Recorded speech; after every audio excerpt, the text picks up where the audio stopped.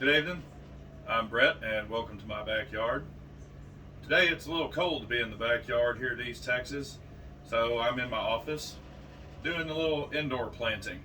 It's that time of year. I know everybody's been very anxious to get their little seedlings growing inside, but like we showed in a video a couple weeks ago, sometimes it's better to wait just a little bit so that we don't end up with some problems doing our indoor seedlings.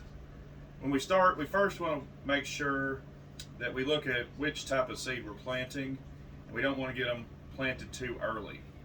There are some things like peppers that I'm going to do today, for example, that if you plant them a little too early, it's going to stunt their growth. Last year I planted some at the end of January, and they're a hot weather plant. They're just not going to do anything. They may pop up out of the ground, they may germinate, but they're really not going to get going until the soil gets warm anyways and the days get longer.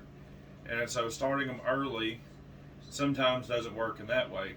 If you do get some of these things going, by the time it's warm enough to set them outside, if they have any size to them, they may have become hot bound.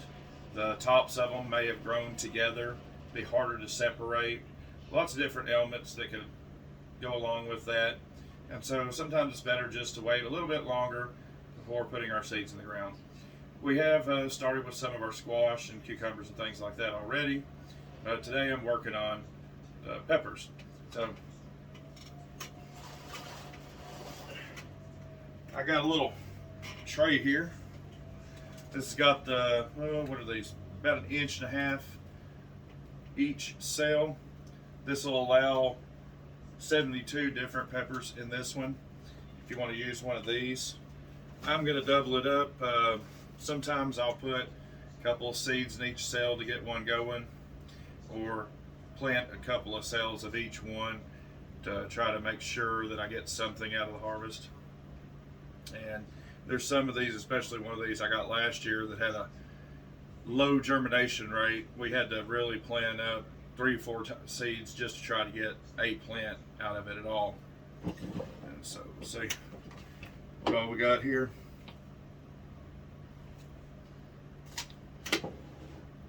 Here's some of my favorites. I got these. These came from Baker Creek. You can see these are most of my hot peppers I've been getting from there because they got a really good variety. Everything from these Reapers on down to some of them like this Murasaki Purple that I got last year. That great color, fun to grow, not a lot of heat to it, good flavor though. So I think, I don't remember what I counted, I probably got 30 something different kinds. So we'll probably do 2 cells each on these. Now this tray here is good to get them started. It'll get enough that they can grow comfortably in here 3 or 4 weeks by the time they germinate, especially the hotter peppers. Some of these, don't fret if you're not seeing anything this week. I know we're checking every hour once we plant our seeds, but the hotter the pepper, sometimes the longer it takes to germinate. I had some of these take a full month before they germinated last year.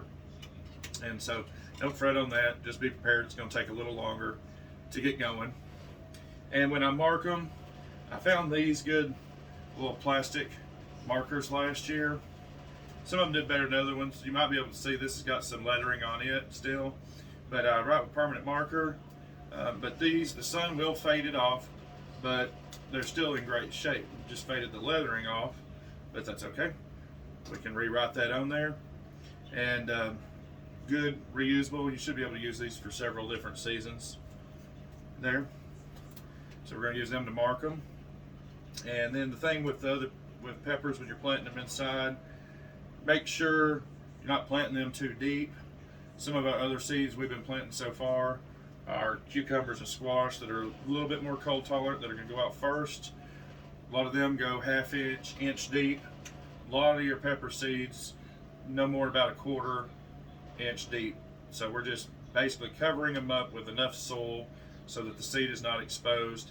Good rule of thumb to think about when you're looking at your seeds: how deep do I plant it?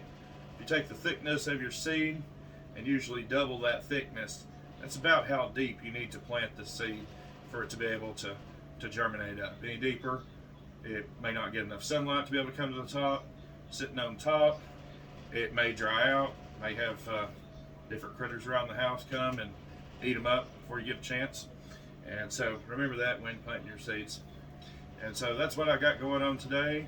Once again, a little tour of the office. You may see I got some of my boxes up here. These are my seeds I got that I collected out of the garden from last year. These are some, I was showing them other posts. These are these great storage boxes, like this one here. I love them with the lids, the handles. They're easy to carry out to the garden. They got a rubber seal here and a lock, and that rubber seal helps keep the humidity and everything out. The color of them, I have some that are clear. You don't want to use the clear for the seeds. This darker color, this dark green or the black that are up there, that helps to keep the sunlight. You can probably tell I got a big window here in the office. That's where I grow my little seedlings, over in this area here. You don't want them to start germinating too early or going bad. They'll last quite a while. Sometimes your seed packets will usually say about a year. They've been shown to last several years if you keep them properly stored. And that will help out a lot. So, hope y'all enjoyed that video today. I'm gonna get to planting. So if y'all have any comments, please leave them below. Like and subscribe if you haven't already. I'll catch y'all next time.